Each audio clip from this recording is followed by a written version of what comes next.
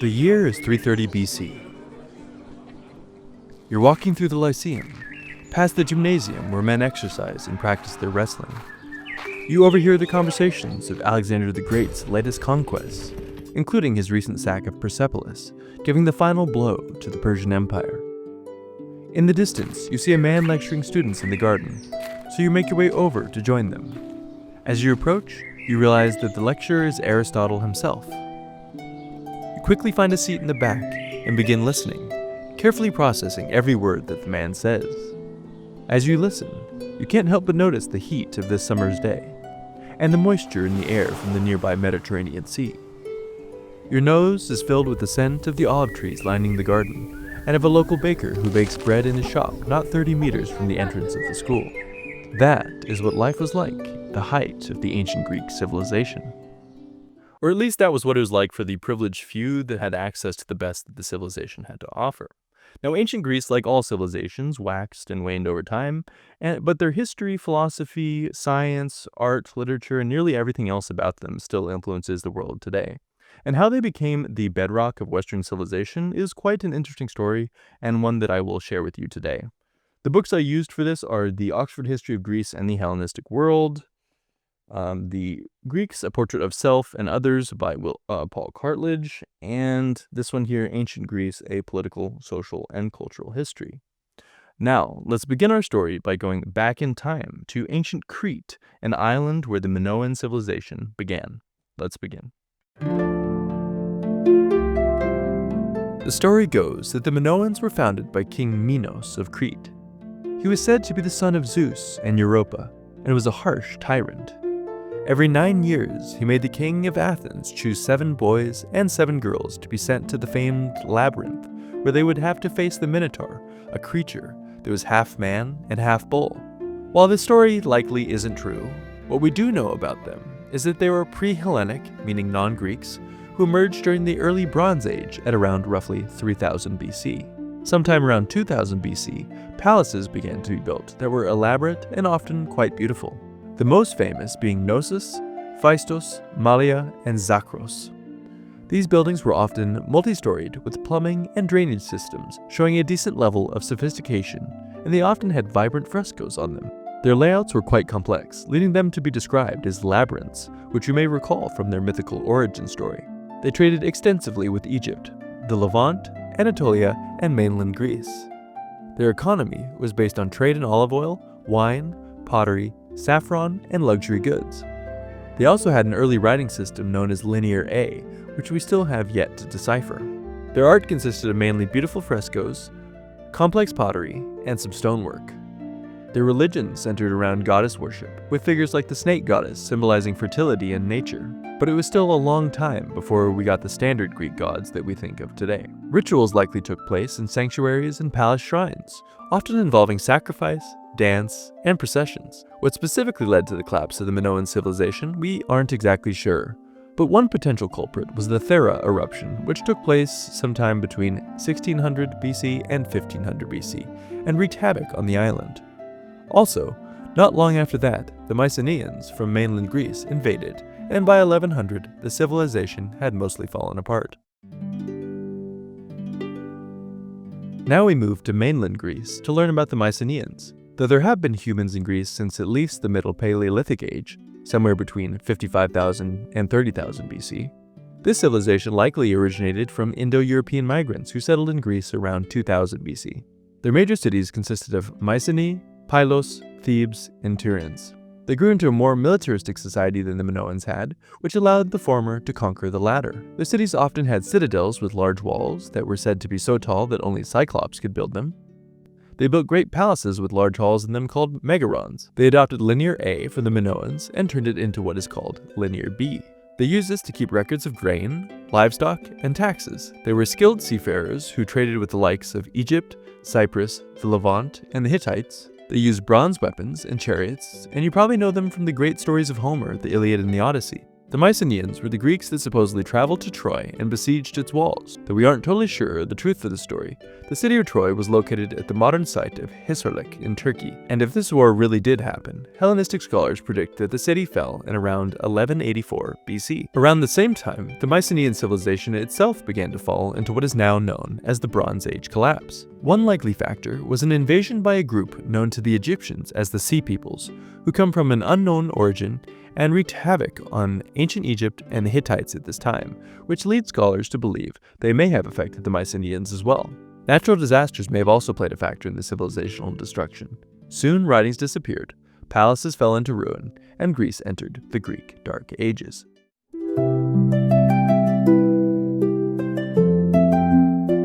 In the Greek Dark Ages, Linear B was lost, and no written record appears again until the adoption of the Greek alphabet around 800 BC. Cities and palaces were abandoned, Greece reverted to small, scattered rural communities, population declined sharply, especially in previously urbanized centers like Mycenae and Pylos. Material culture became simpler and cruder, trade and contact with the Eastern Mediterranean largely ceased, pottery and metalwork regressed in quality, though later periods showed gradual improvement. Despite the decline, some cultural traditions survived and evolved underground. Epic poetry, such as the Iliad and the Odyssey, were preserved orally during this period by bards. By 800 BC, the population had begun to rise again, and the Greeks came back in contact with the Phoenicians and adopted their alphabet. I want to briefly cover the various tribes that were important to Greece at this time. The first being the Achaeans, who were essentially the Mycenaeans, and after the collapse, they either integrated with other tribes or moved into the northern Peloponnese. The Aeolians came from Thessaly, Boeotia, and parts of Asia Minor, and after the collapse of the Mycenaean world, they moved to Aeolus in northern Asia Minor. The Ionians originated in central Greece around Attica, Euboea, and the Cycladic island. They later migrated to Ephesus, Miletus, and Smyrna. They also are known for their great intellectual traditions such as Thales, Anaximander, and Heraclitus. The Dorians were invaders from northern Greece that likely came around 1100 BC, and perhaps contributed to the fall of the Mycenaeans. They settled in Sparta, Argos, Corinth, Crete, and the Dodecanese islands like Rhodes. These people were a bit more militaristic and crude than some of the other tribes, and that can be seen in the later developments of the Spartans. As Greece moved into the Archaic period, the Greeks started using the Phoenician alphabet, grew their populations, and wrote down their Homeric epics. With this new growing population, a new way of governing was necessary, so they created the polis. These were city-states that governed themselves, often had their own currencies, laws, and religious practices. Some notable examples are Athens, Sparta, Corinth, Thebes, Argos, and Delphi. Eventually, overpopulation began to take place. So many Greeks moved and colonized other lands such as Syracuse, Naples, Byzantium, and more, which spread Greek culture. We can see evidence of the semi-unified Greek culture in events like the Olympics, which began in 776 BC. The first Olympics only featured a race that was just under 200 meters.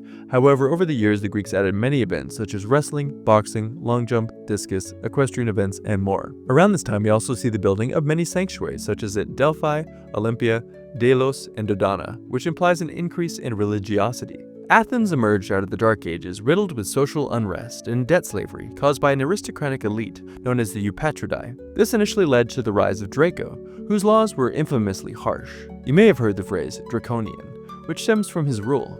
His laws were written in stone rather than being orally passed down, which made them accessible to all who were literate.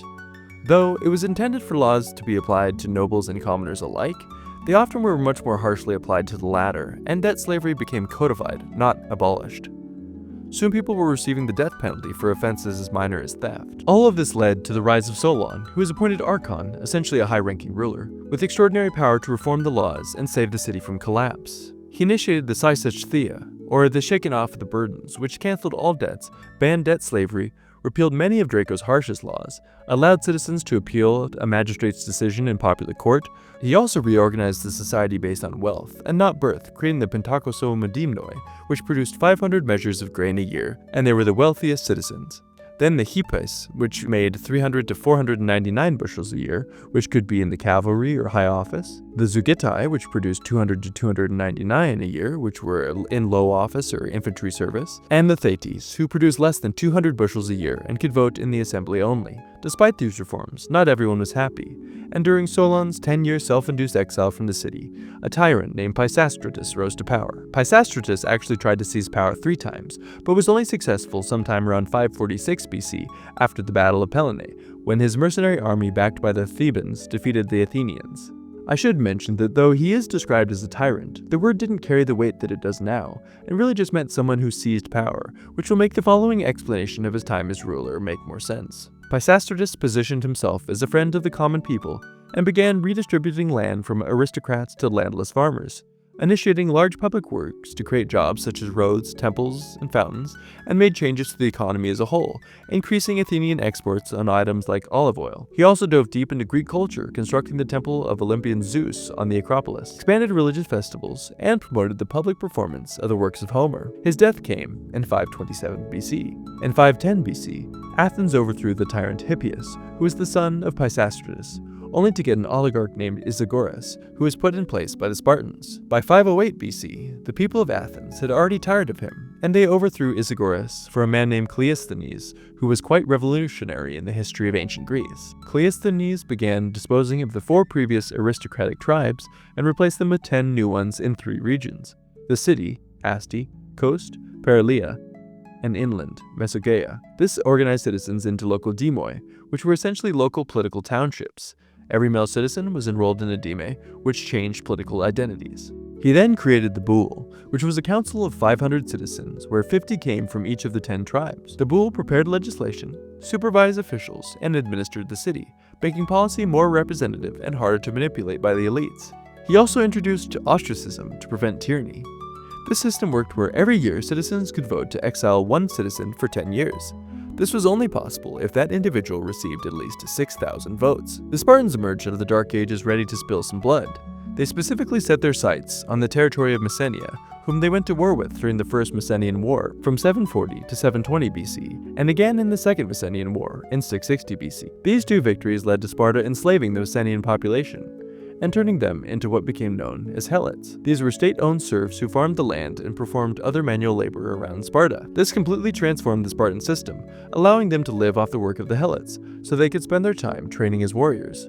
Interestingly, the fact that they lived off the Helots made their need to train as warriors self-perpetuating, because there were constant Helot revolts, which Spartan warriors had to put down. This warrior class allowed Sparta to rise to one of the dominant powers in the Peloponnesus. By 550 BC, they were the leaders of the Peloponnesian League, which was a military alliance between the Greek city-states of Sparta, Corinth, Tegea, Sicyon, and others, and was formed to counter external threats.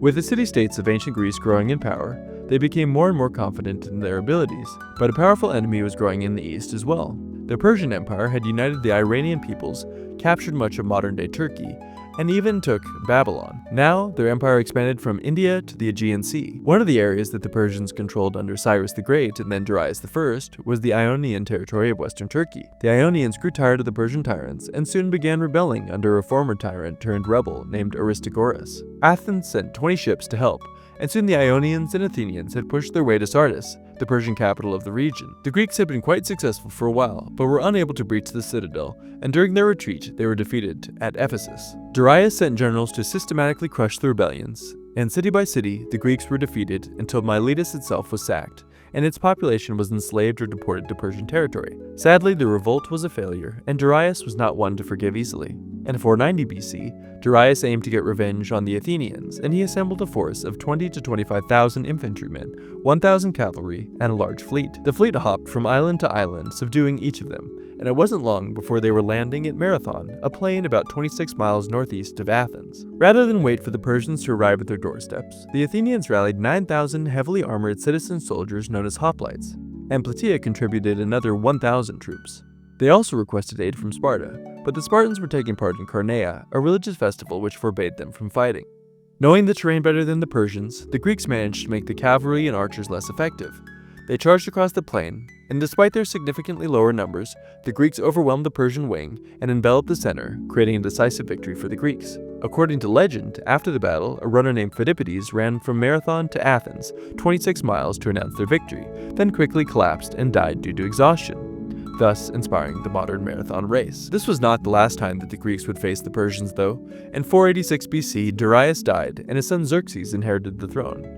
as well as his father's thirst for revenge. He assembled a massive army, which modern historians estimate to be somewhere between 100,000 and 300,000 men strong. His navy was also significant, somewhere between 500 and 1,000 ships.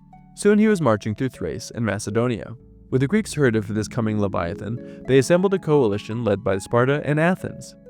The Athenian Themistocles pushed for a strong navy, while the Spartans led on land. They chose to defend two narrow choke points which would lessen the effectiveness of the Persians' greater numbers.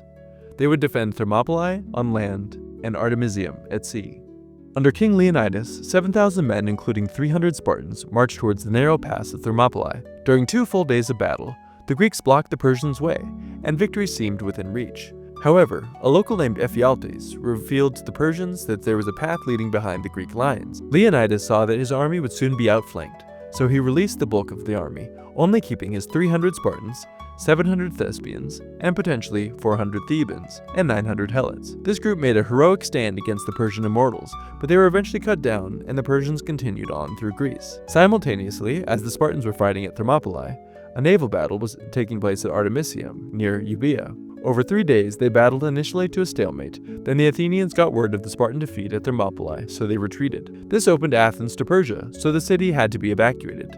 The Athenians watched the Acropolis burn in the distance as the Persians sacked the city. With the Persians certain the victory was inevitable, they became overconfident and were susceptible to tricks which soon came from Themistocles, who lured the Persian fleet into a narrow straits at Salamis.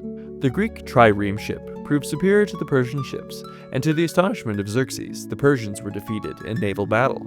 Fearing that his supply line would soon be cut off, Xerxes pulled much of his army back to Asia, leaving his general Mardonius in charge of the remaining troops. In 479, at the Battle of Plataea, the largest Greek army ever fielded was led by the Spartan Pausanias, and they defeated the Persians and killed Mardonius. At the Battle of Mycale, the Greeks again defeated the Persians in Ionia, which increased Ionian revolts, and soon the Persians were completely wiped from the Aegean. With the expulsion of the Persians, thus began the Golden Age of Greece. I'm interrupting this video right now for a brief advertisement of my company, Cultural Revival Club. This club has a number of products, mainly t-shirts at the moment, but a few others added soon, of various things in Western civilization. Here's some Van Gogh artwork that you can see. We have one on the Lyceum, it says "Walk with me" for Aristotle, telos, to become what you're meant to be, and many others. And in fact, once this video is posted, I have several other things to add to the website as soon as I get around to editing them. So please go ahead and check out that store. Cultural Revival Club will be linked in the bio, and purchase something if you want to help support. Now, back to the video.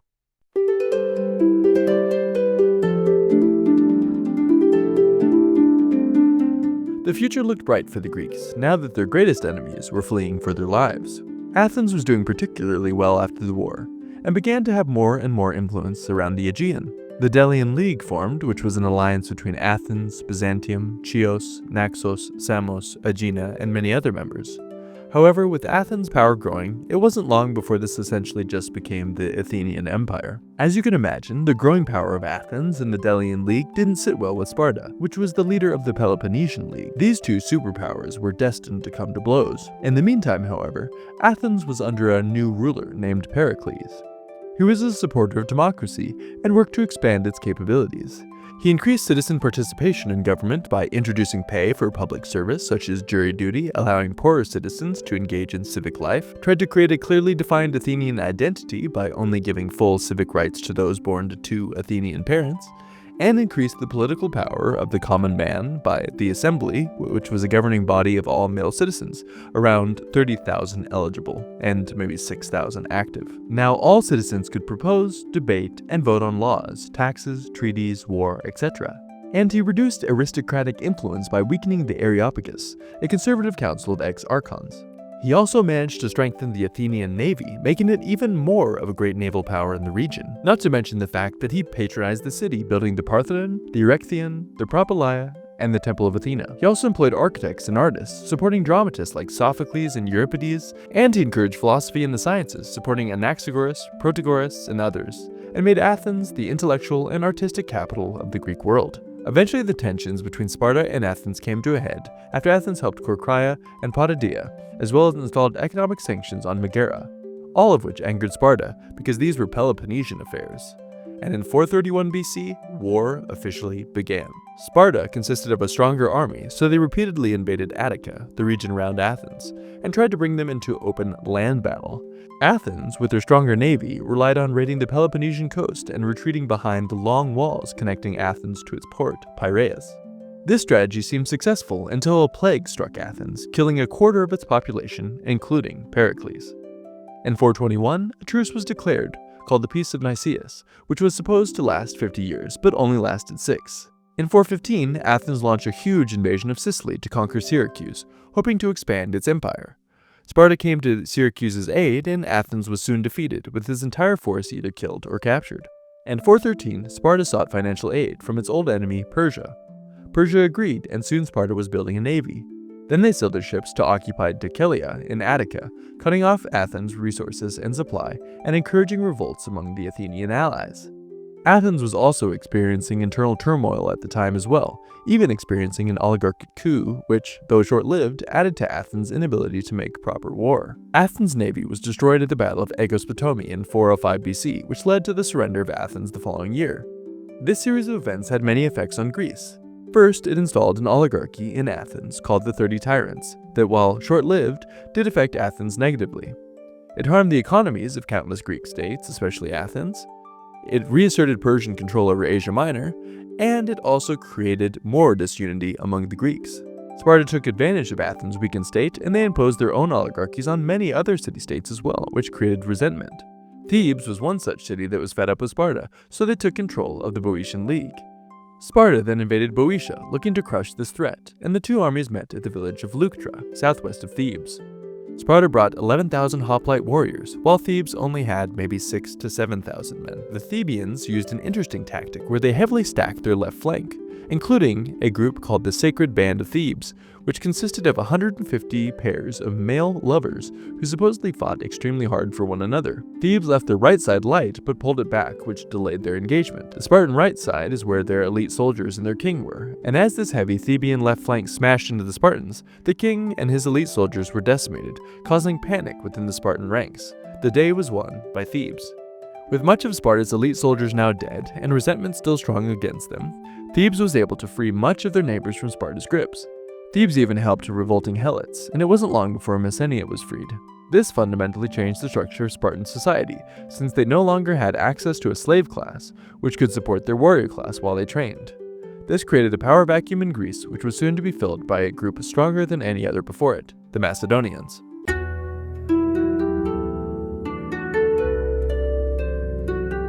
In 359 BC, King Philip II rose to power. At this time, Macedon was relatively weak, but through diplomacy, marriages, and brutal military campaigns, Philip unified and expanded Macedon's territory. In 338, Philip defeated the allied armies of Athens and Thebes at the Battle of Chaeronea, solidifying hegemony over all of Greece. His army was unique, creating the Macedonian phalanx, which used long sarissas, which were 18-foot pikes, and combined that with mobile cavalry and lighter troops. He also built a professional, year-round army, which was rare in the Greek world. Philip was one of history's most ambitious men, but sadly it came to an early end when he was assassinated in 336 BC. Thankfully, he had a son who was even more ambitious. His son would soon be known as Alexander the Great. Alexander, who was a student of Aristotle, succeeded his father at only 20 years old. He quickly secured his rule by crushing revolts in Thebes and other Greek cities. In 334, he crossed into Asia Minor, trying to achieve his father's dream of avenging the Greek deaths from the Persian Empire. Alexander won victory after victory against the Persians, and at the Battle of Gaugamela in 331 BC, he won a decisive victory, sending King Darius III fleeing, and he was later killed. Interestingly, Alexander had the assassins killed because he valued loyalty more than anything. Now he was in control of Babylon, Susa, and Persepolis. Next, he set his sights on Egypt, quickly defeating Persian rule and setting up the city of Alexandria. Alexander then faced guerrilla resistance in the areas of Bactria and Sogdiana. To secure loyalty in the area, he married Roxana, a Bactrian princess. He also founded many more Alexandrian cities. At 327, he began his invasion of India. At the Battle of Hydaspes River, he won a tough victory, but was so impressed with the king Porus that he allowed him to keep his kingdom. Alexander wanted to continue east, but his army was tired and battered, so they threatened to mutiny, which caused Alexander to decide to turn south down the Indus River. After their return to Babylon in 324 BC, Alexander tried to merge Greek and Persian cultures, encouraging intermarriage, recruiting Persians into his army and adopting Persian dress and customs, causing unrest among Macedonians. He then set his sights on a new target, Arabia, and possibly Carthage and Rome, and began building a massive navy to take on the quest. Unfortunately, however, he did not live long enough to undertake the mission, as he died from what was likely either malaria or maybe even toxic wine. Without a successor named, his empire was divided among the Diadochi, also known as his generals. The Ptolemaic Empire under Ptolemy I covered Egypt. The Seleucid Empire under Seleucus I covered Persia, Mesopotamia, and Syria, and the Antagonid Empire ruled by Antigonus covered Macedonia and parts of Greece. Smaller Hellenistic states included Paramon in Asia Minor, Bactria in Afghanistan, and the Greco-Indian kingdoms. Some leagues formed such as the Aetolian League and the Achaean League, but they never managed to fully unify. With all these separate kingdoms, they were unable to come together long enough to face the new rising enemy of the Romans. The Romans defeated Macedon in the Macedonian Wars fought from 214 to 148 BC, Corinth was destroyed in 146 BC, and Cleopatra VII, the last Ptolemaic ruler of Egypt, died in 30 BC, leading to full Roman control over the old Greek Empire. We cannot talk about ancient Greece without talking about epic poetry. And we cannot talk about epic poetry without talking about the father of the subject, Homer. Though we aren't sure if Homer was one person or a group of people under a single name, the Iliad and the Odyssey have been passed down for millennia, offering a glimpse into Greek life long before its golden age.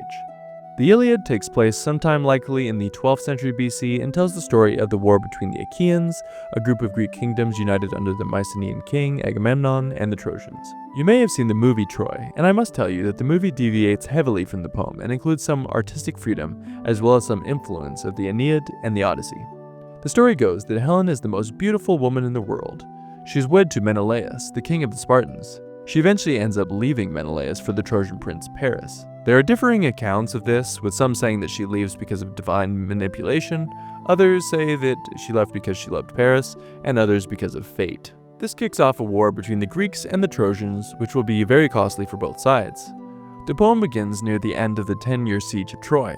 The greatest warrior, known as Achilles, is offended when King Agamemnon takes his slave Briseis, since Agamemnon gives up his own slave to appease Apollo. Achilles will no longer serve for the Greeks, which weakens them tremendously and also makes them unfavorable with the gods.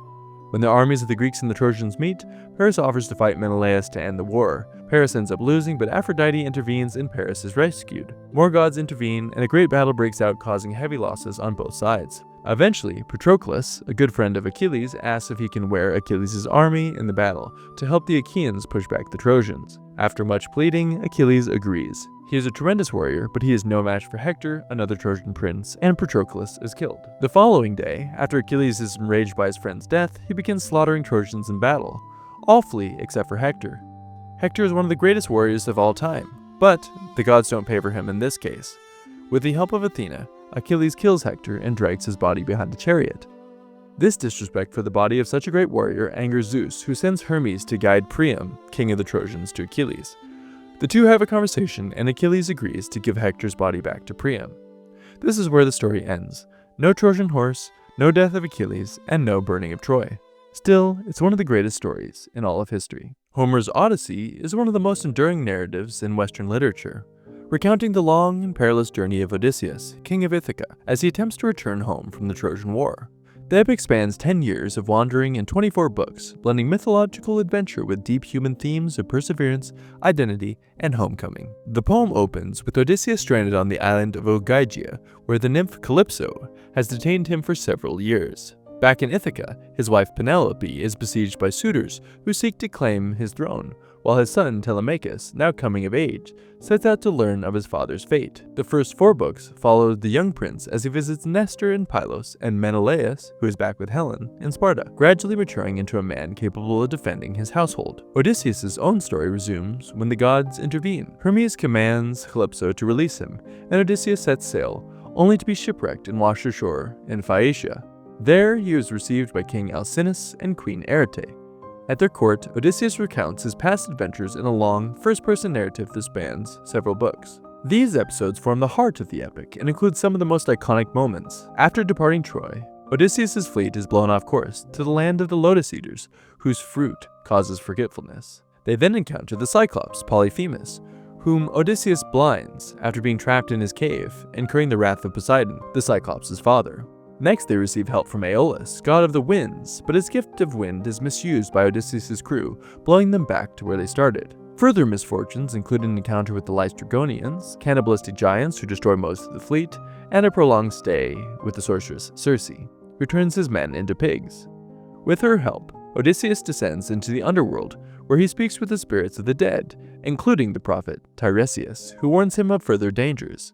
Odysseus next sails past the Sirens, resisting the twin threats of Scylla and Charybdis, and loses his men after they slaughter the sacred cattle of Helios, bringing Zeus's punishment upon them. Odysseus alone survives and is washed ashore on Ogygia, where the narrative began. Finally, with the Phaeacians' help, Odysseus returns to Ithaca in secret.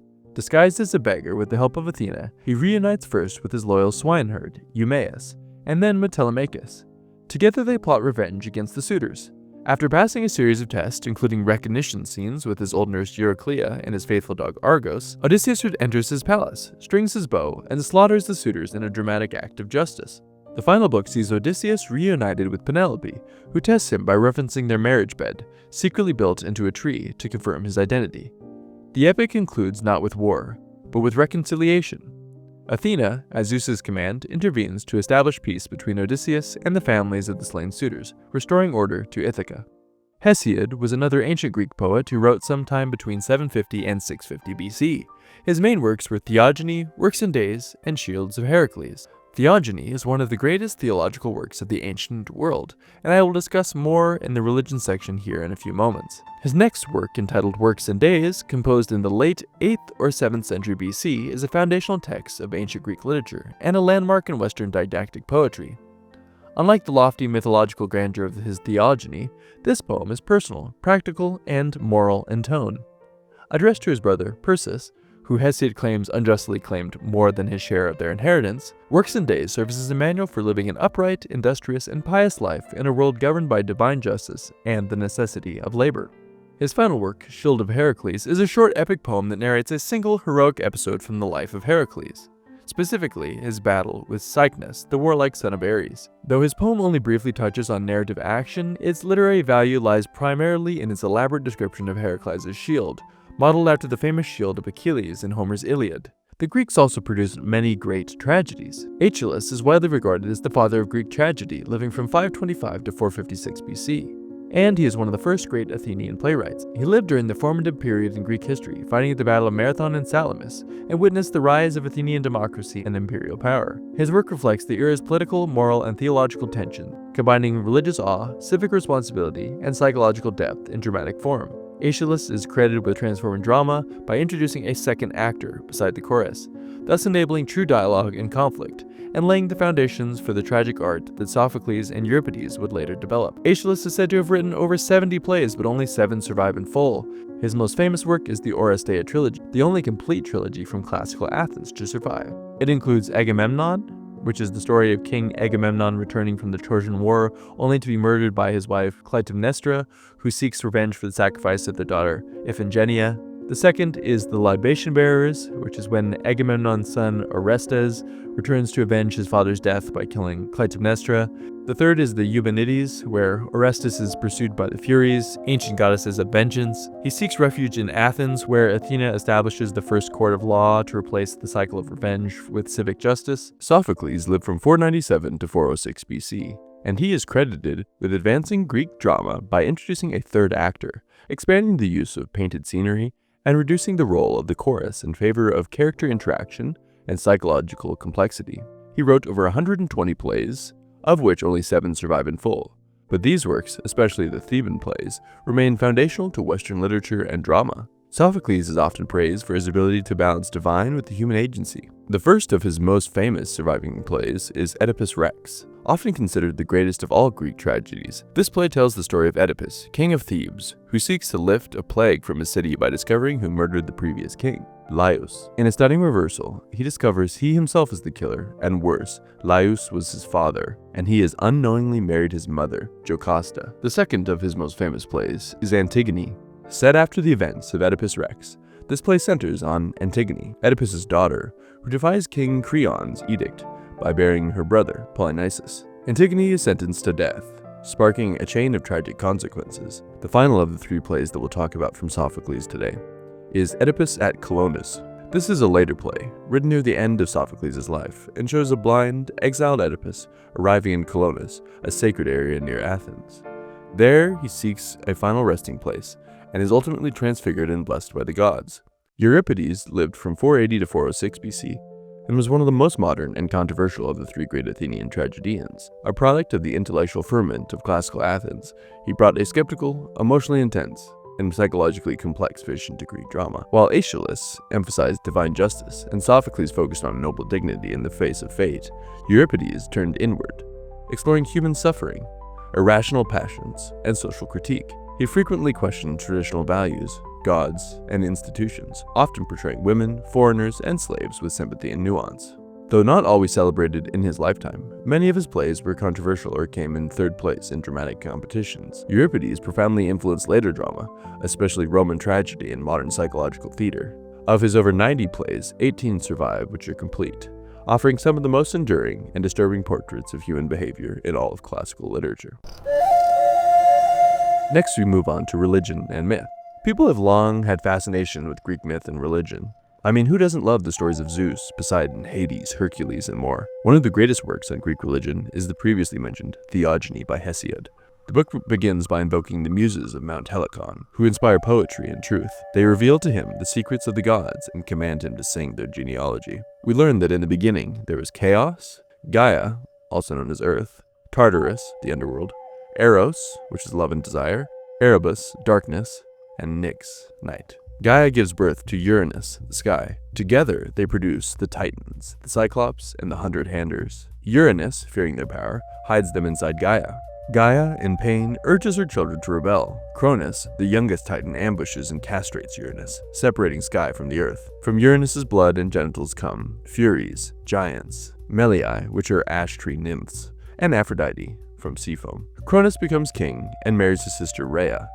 Warned he will be overthrown by his child, he swallows each newborn. Rhea saves Zeus, hiding him in Crete and tricking Cronus with the stone. Zeus grows up, frees his siblings from Cronus' stomach, and leads a revolt against the Titans. After a 10-year war called the Titanomachy, Zeus defeats Cronus and imprisons the Titans in Tartarus, guarded by the 100-handers. Zeus establishes cosmic order and shares rule with his brothers Poseidon in the sea and Hades in the underworld. The rest of the poem details the birth of many gods, goddesses, monsters, and mortals. Hesiod then outlines the lineage of Night, also known as Nyx, and her offspring Doom, Strife, Death, etc. Sea deities, like Nereus and Oceanus, personified concepts like justice, law, and memory, the Olympians and their offspring, including Athena, Apollo, Artemis, Hermes, Dionysus, and more. And this book ends up giving us a great insight into Greek religion. Now I'll tell you a little bit more about each of the 12 Olympians. Zeus is the supreme ruler of the Olympian gods and the god of the sky, thunder, and justice. He overthrew his father Cronus and established order after a chaotic reign of the Titans. Often depicted with a thunderbolt and an eagle, Zeus maintains balance among gods and mortals. He is also known for his numerous love affairs with goddesses and mortal women. His authority is central, and he frequently intervenes in both divine and human affairs as a symbol of law and kingship. Next we have Hera. Hera is the queen of the gods and the goddess of marriage, family, and childbirth. As Zeus's wife and sister, she is often portrayed as dignified yet jealous and vengeful, especially toward her husband's lovers and their offspring. Despite her personal grievances, Hera is a powerful protector of lawful marriage and women's roles in the family. Her myths often involve her scheming or punishing others, but they also highlight her role as the guardian of sacred bonds and domestic order. Next we have Poseidon. Poseidon is the god of the sea, earthquakes, and horses, wielding a trident that can stir both oceans and land. Brother to Zeus and Hades, he rules the sea with a violent temper, capable of both great generosity and terrifying wrath. He plays a significant role in many myths, notably hindering Odysseus' return home in the Odyssey. Poseidon is also known for creating the horse and competing with Athena for the patronage of Athens, which he lost after offering a saltwater spring. Then we have Demeter. Demeter is the goddess of agriculture, grain, and fertility, deeply associated with the cycles of nature and the sustenance of life.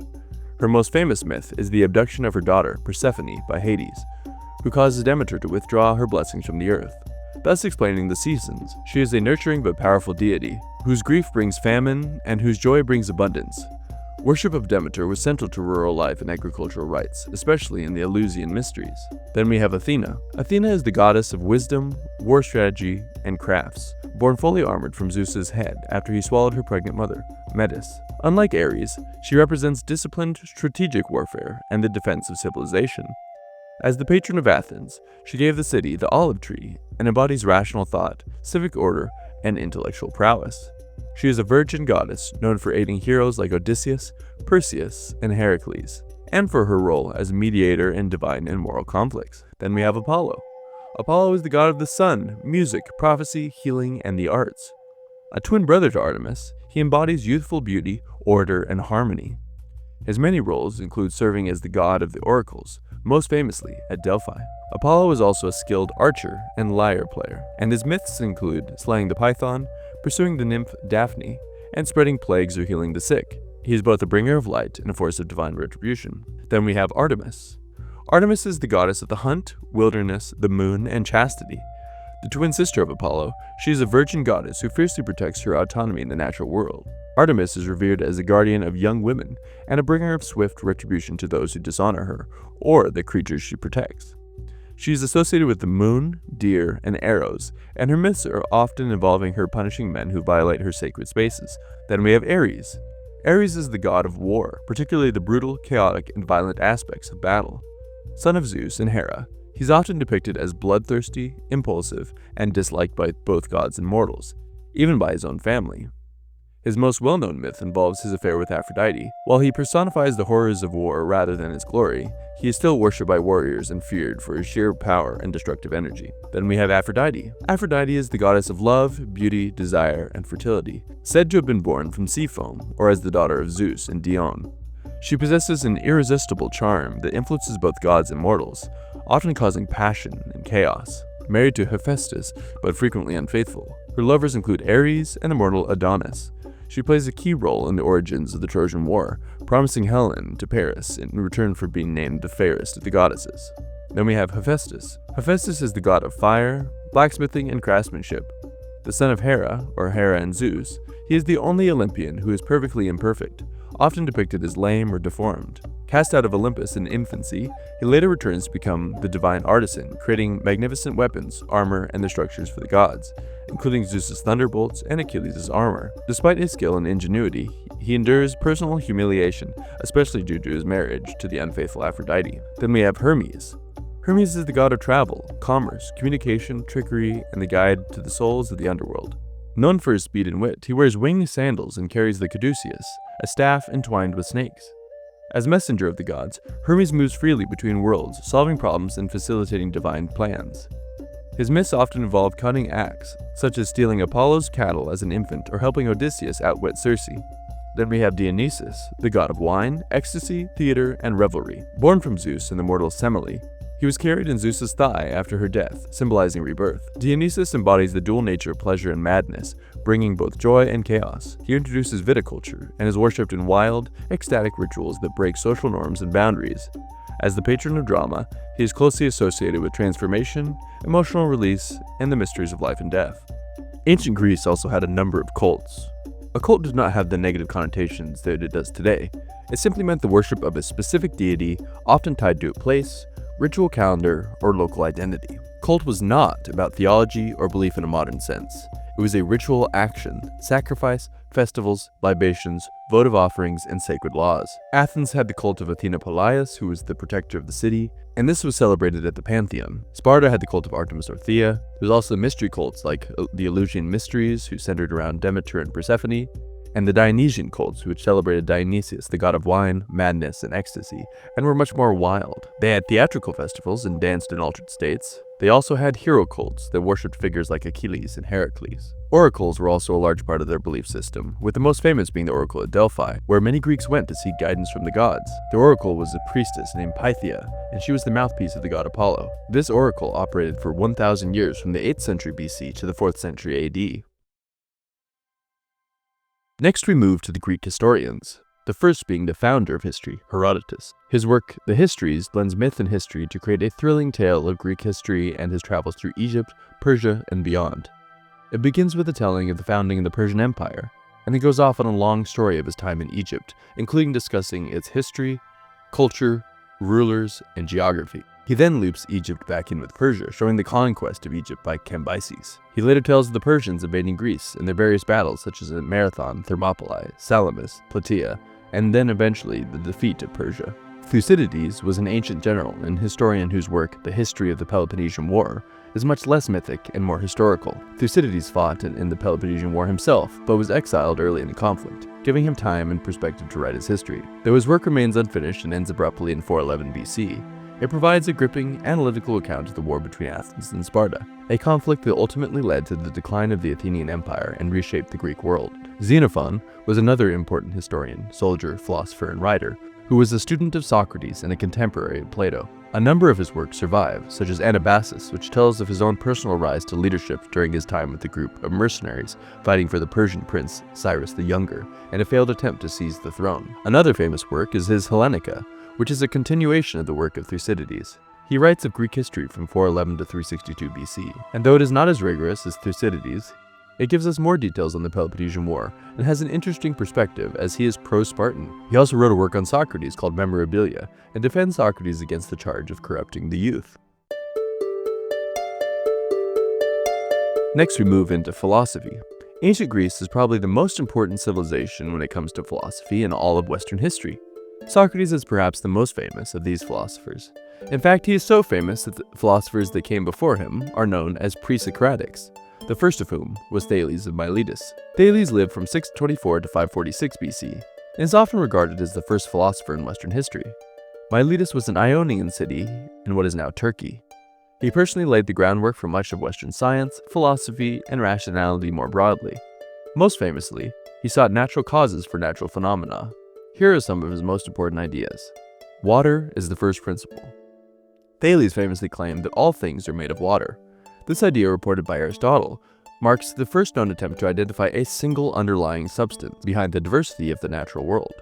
While not scientifically accurate, the claim was revolutionary.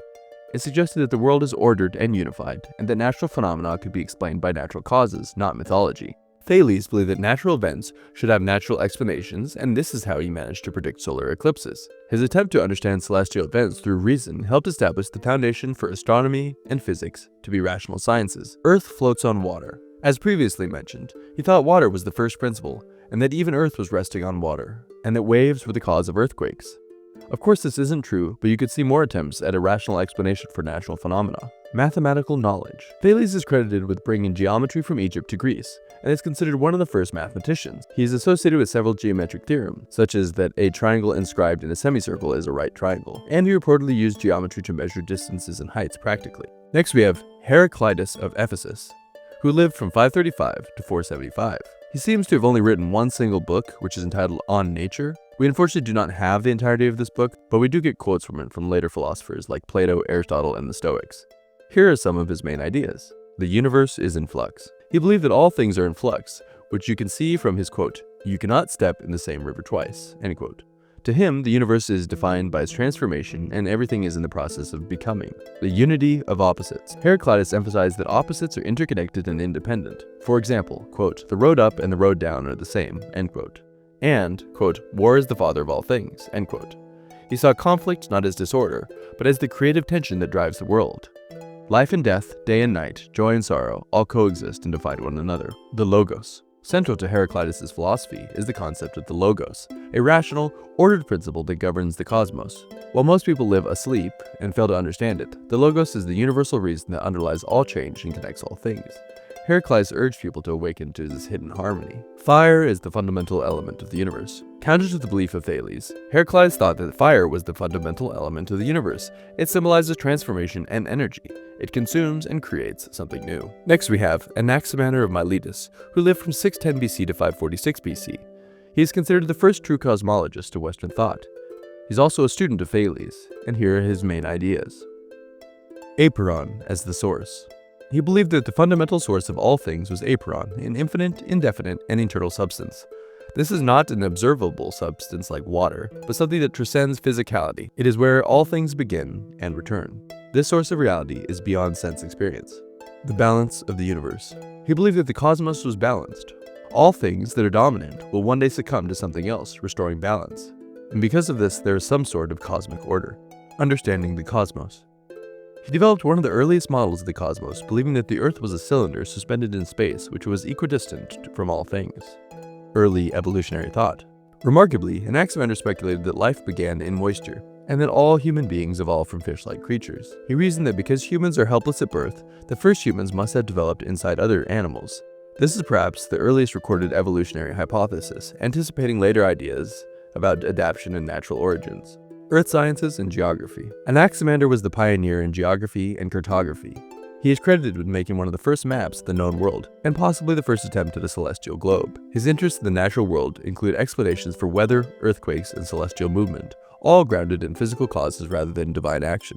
Anaximenes of Miletus lived from 585 to 525 BC, and was a follower of Thales and Anaximander. He believed that air was the fundamental substance from which all things arise, and was capable of becoming all forms of matter from fire to water to earth and beyond.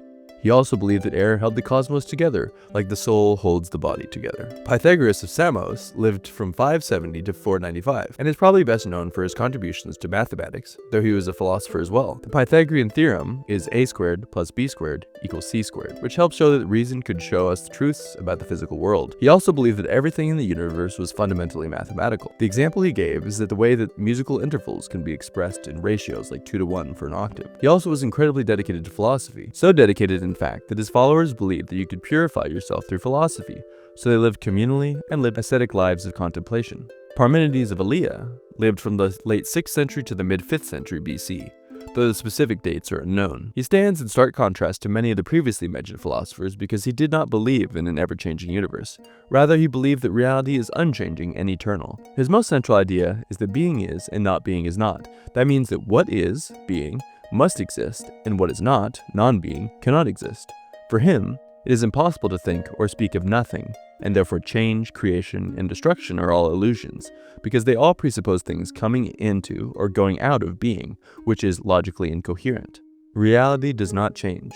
As previously mentioned, he believed that reality is eternal and unchanging. His logic is that being is unchanging because change would require being to become something that it is not, which is impossible in his mind. And if it cannot change, then it must be eternal, because it cannot come into existence, nor can it cease to exist. Zeno of Elea lived from 490 to 430 BC, and was a pre-Socratic philosopher, best known for his ingenious and puzzling paradoxes, which continue to provoke debate in philosophy and mathematics. A devoted student of Parmenides, Zeno sought to defend his teacher's radical claim that reality is one, unchanging, and indivisible, and that all motion and multiplicities are illusions. To support this view, Zeno constructed a series of arguments intended to demonstrate the contradictions and absurdities that arise when one assumes that motion, change, or plurality are real. Though none of Zeno's writings survive in full, his arguments were preserved and analyzed by later philosophers, notably Aristotle and Plato. Plato even claimed that Zeno invented dialectic, a method of argument involving contradiction and refutation. His paradoxes expose fundamental problems in space, time, and continuity, laying the groundwork for later advances in logic, mathematics, and metaphysics. Let's take a look at some of his most important ideas. The paradoxes of motion. Zeno's most famous contribution are his paradoxes of motion, designed to show that motion is logically impossible if space and time are divisible. Here are the 4 best known. A. The dichotomy of paradox. To travel a distance, one must first reach halfway, then half the remainder, and so on, infinitely. This suggests an infinite number of steps, making motion seem impossible since one cannot complete an infinite sequence. The implication being that motion requires completing infinite tasks in finite time. B. Achilles and the tortoise. In a race, Achilles gives the tortoise a head start. Even though Achilles is faster, he must first reach the point where the tortoise began. By then, the tortoise has moved slightly ahead. This continues indefinitely, so Achilles can never catch the tortoise. The implication being that a faster runner can never overtake a slower one if space is infinitely divisible. C. The arrow paradox. An arrow in flight is, at each instant of time, in a position equal to itself. If it's at rest at every moment, how is it moving? The implication here being that time, as a series of individual instants, undermines the reality of motion. D. The stadium paradox. In a moving line of bodies passing a stationary line, Zeno argues that contradictory measures of time and space arise depending on the frame of reference, anticipating problems of relative motion. The implication being that motion and the measurement led to illogical contradiction. Zeno's next main idea was the denial of plurality and division. These were arguments against the idea that things are made up of many parts. If things are divisible into infinitely many parts, then either the parts have size, the whole is infinitely large, or the parts have no size, the whole is nothing. The conclusion is that plurality leads to contradiction, therefore, being must be one and indivisible. His third main idea was the support for Parmenides' monism. Zeno's ultimate goal was to defend Parmenides' doctrine of the One, that reality is unified, eternal, and changeless, and that all perception of motion or multiplicity is illusion. Zeno didn't deny that we experience motion, but he argued that rational analysis shows such experiences to be incoherent. Diogenes of Sinope lived from 412 to 323, and he is perhaps the strangest character in Greek philosophy. He is one of the founders of Cynicism, a school of thought that rejected material wealth, social convention, and political power in favor of radical simplicity and virtue aligned with nature. Born in the Ionian colony of Sinope, he was exiled for debasing the local currency and later settled in Athens, where he gained notoriety for his eccentric behavior. Diogenes lived in deliberate poverty, reportedly residing in a large ceramic jar, and owning little more than a cloak, a staff, and a bowl, which he later discarded after seeing a boy drink water with his hands. His goal was to expose the hypocrisy of society and demonstrate that happiness came not from possessions or status, but from self-sufficiency and freedom from desire. He believed that virtue and happiness both came from living in harmony with nature, and not by living according to societal norms. He went so far to bash societal norms that he regularly defecated in public. Diogenes prized inner freedom over political liberty. He believed that the truly wise person is one who needs nothing and cannot be enslaved by desire, fear, or social pressure. He also famously mocked Plato and told Alexander the Great to get out of his sunlight when the two met. Democritus of Abdera lived from 460 to 370 BC, and he became known as the laughing philosopher due to his cheerful disposition. His most famous idea is essentially the idea of atoms. He believed that there was an invisible unit of matter that made up all things, and that they stood in opposition to the void, which is essentially nothingness. In Democritus' worldview, all events occur due to necessity and the motion of atoms, not fate, not chance, and certainly not divine will. This makes him an early opponent of determinism.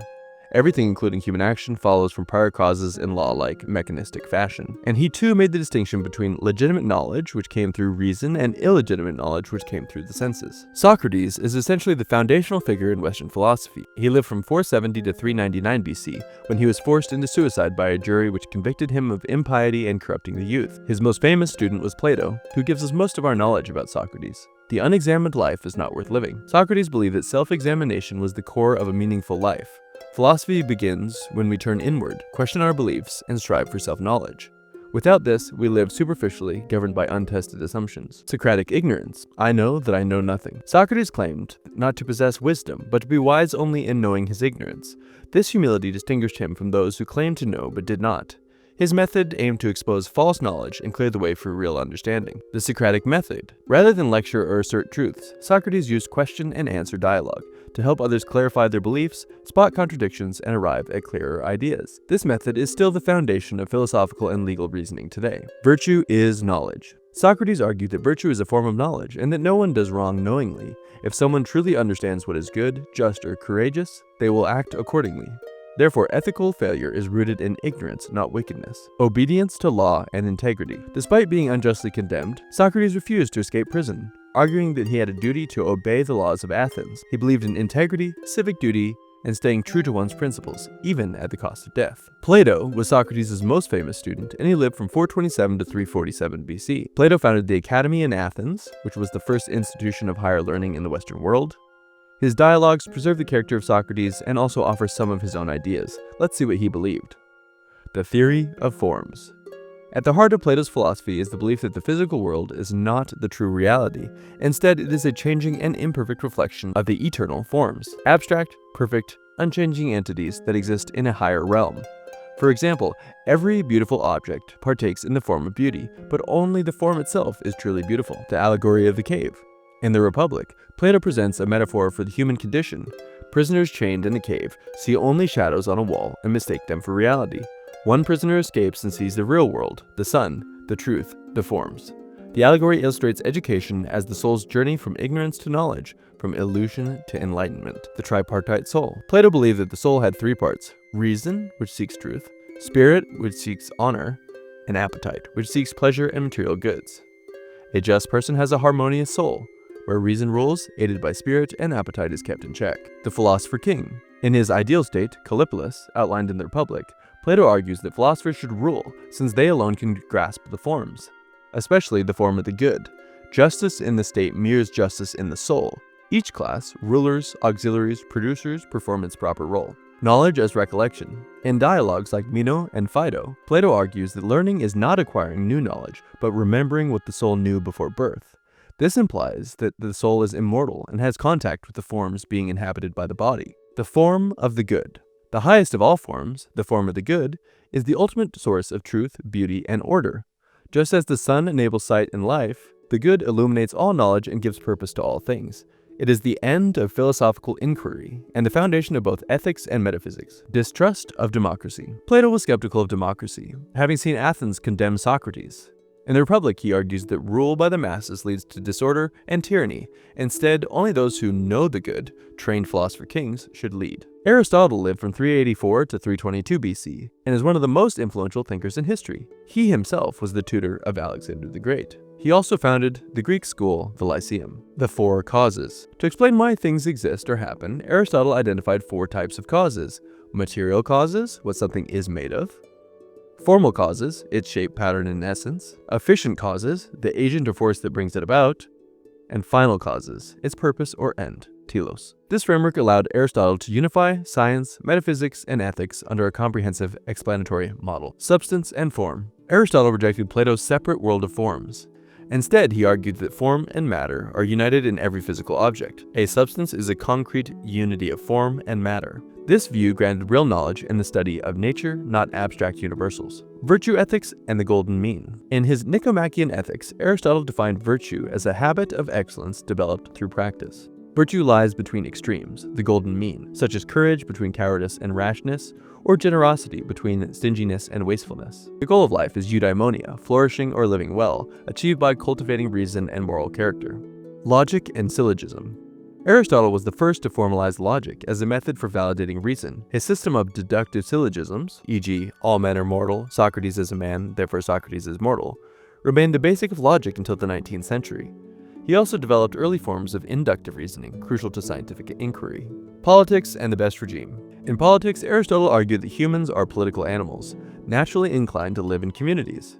He analyzed different forms of government, monarchy, aristocracy, and polity, a constitutional democracy, and their corrupt forms, tyranny, oligarchy, and mob rule. The best regime for Aristotle balances virtue, stability, and the common good. Natural philosophy and biology. Aristotle made pioneering contributions to biology and the natural sciences. He classified plants and animals, studied anatomy, and emphasized teleology, the idea that nature acts for ends or purposes. Though many of his findings are outdated, his method of empirical observation influenced the development of sciences. The unmoved mover. In his Metaphysics, Aristotle posited the existence of a first cause or unmoved mover, a pure actuality that causes motion and change without itself changing. This being, eternal and perfect, is the ultimate explanation for the order of the universe and is later interpreted by theologians as God. Epicurus lived from 341 to 270 BC, was a Greek philosopher who founded the school of thought known as Epicureanism, which taught that the goal of life is to attain pleasure, tranquility, and freedom from fear through reason, self-discipline, and friendship. Often misunderstood as a promoter of indulgence, Epicurus in fact advocated for a life of simple pleasures, thoughtful reflection, and emotional serenity. His teachings offered a powerful alternative to both the fatalism of Stoicism and the asceticism of cynicism. Let's take a look at some of his most important ideas.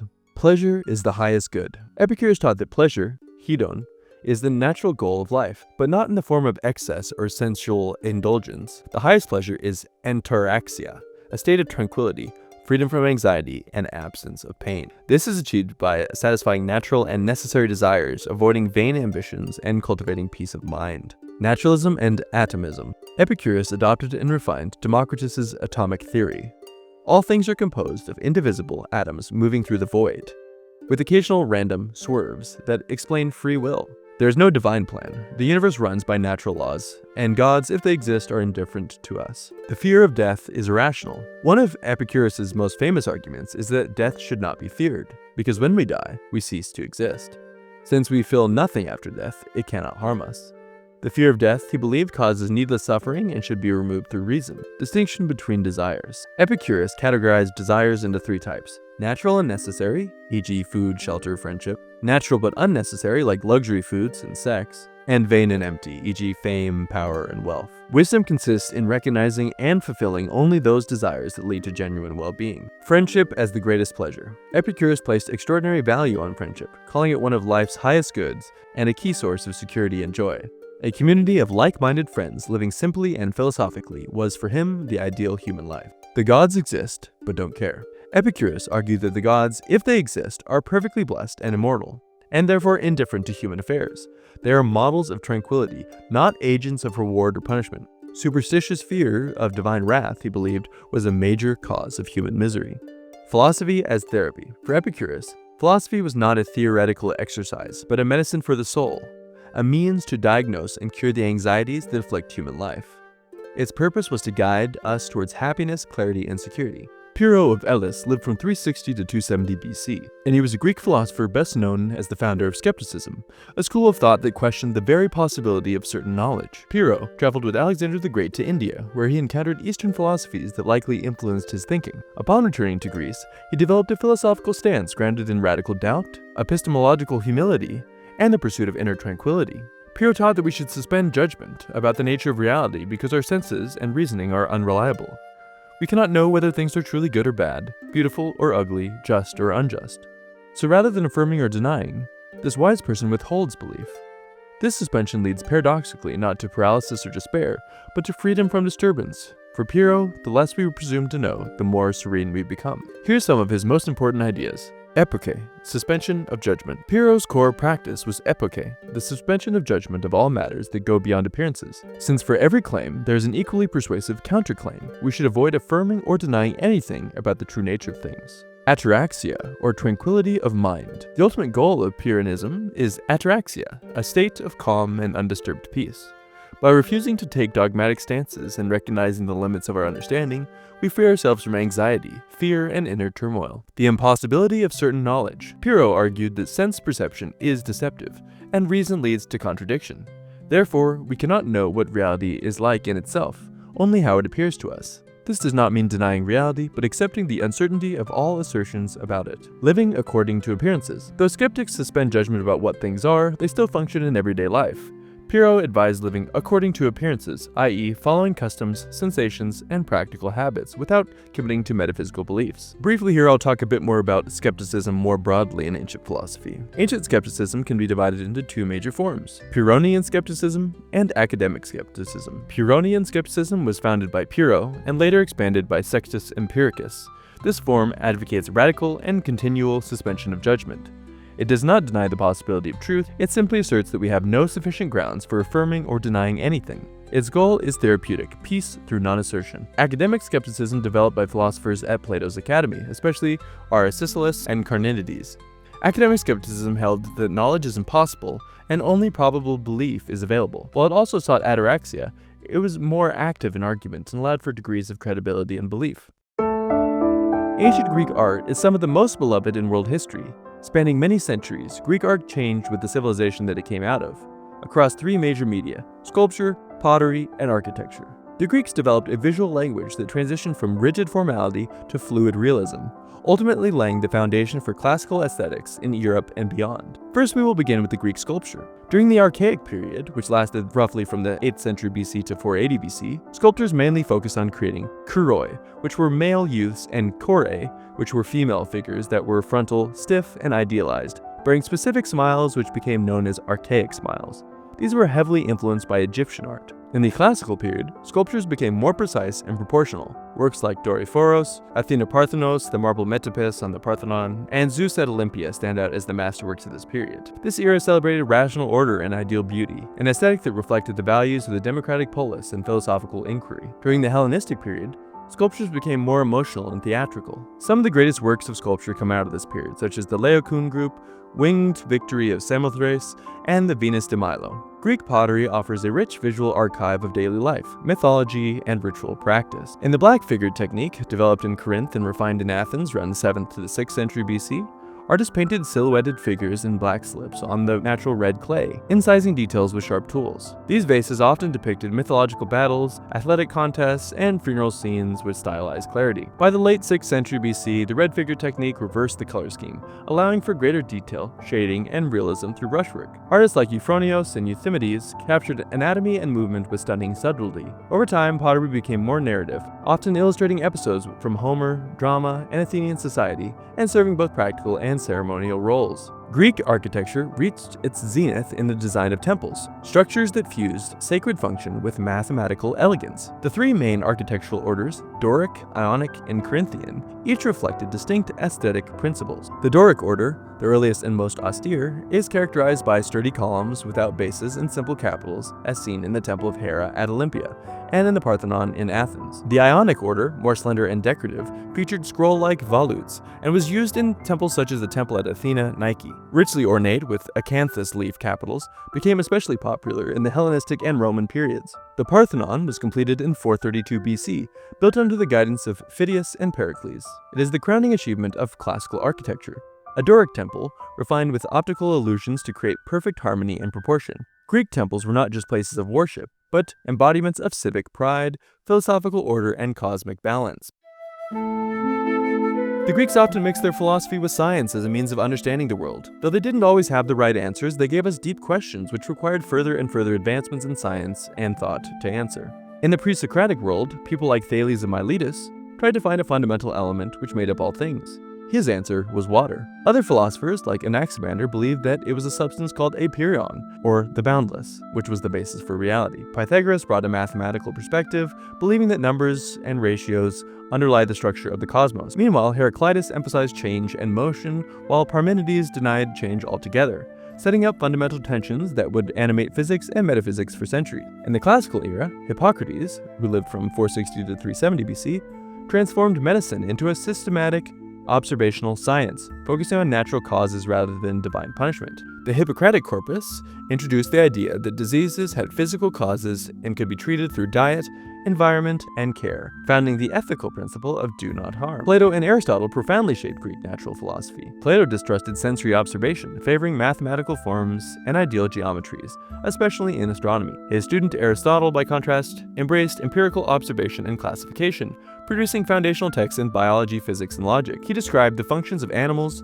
theorized about motion and causality, and proposed a geocentric model of the universe that would dominate for nearly 2,000 years. The Hellenistic period saw great advancements in science as Alexander the Great took scientists with him on his journeys. He also founded Alexandria, which became a hub of scientific thought. Some scientists from this period included Euclid, who systematized geometry in his Elements, a work so rigorous it remained a textbook for over 2 millennia. Archimedes advanced both pure and applied mathematics, discovering principles of levers, buoyancy, and volume, and inventing war machines and early calculus-like methods. Eratosthenes accurately measured the Earth's circumference using shadows and geometry. Hipparchus and Ptolemy developed sophisticated astronomical models, with Ptolemy's Almagest laying out an influential geocentric universe. In medicine, Herophilos and Erostratus, working in Alexandria, conducted human dissection, distinguishing between nerves, arteries, and veins, and linking the brain to thought and sensation. Briefly, I'm going to talk about Greek sexuality just because it sort of jumps out at you when you read about it. The obvious part that seems rather perverted to the modern mind is the fact that essentially they practice pedophilia. This took place between an adult male and an adolescent male, in which the older was essentially a mentor to the younger, but also featured erotic elements. Of course, this rightly seems disgusting to us, but this is what they did. And interestingly, in some societies, homosexuality among adult men was looked down upon more than this form. Next, we'll talk about slavery.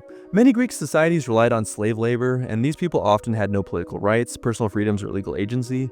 Many slaves were prisoners of war, victims of piracy, or sold by desperate families trying to break the chains of debt. Many slaves were foreigners or barbarians, which helped them justify the enslavement in the Greek mind, and generally enslaving fellow Greeks was frowned upon, though it did happen. There was a few different types of slaves, the first being domestic slaves, and they were the most common.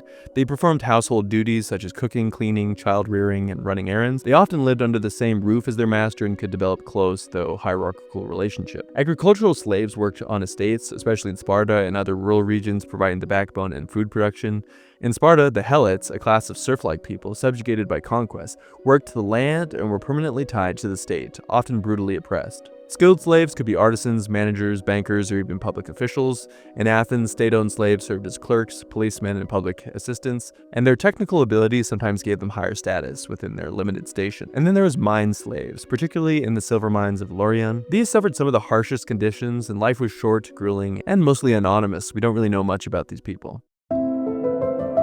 Ancient Greece was certainly patriarchal, so women had less of a public role than men did, often being excluded from civic participation, formal education, and personal autonomy. Marriage was a central event in a woman's life. Girls were typically married off by their fathers in their early teens to older men, often in arrangements based on social and economic allegiances rather than personal choice. The primary expectation, though, for a wife was to produce legitimate male heirs and to manage the household. A respectable woman, especially in Athens, was expected to stay out of sight, secluded in the gymnasium, which was the woman's quarter of the home. She supervised slaves, spun wool, and ensured the smooth running of the domestic affairs.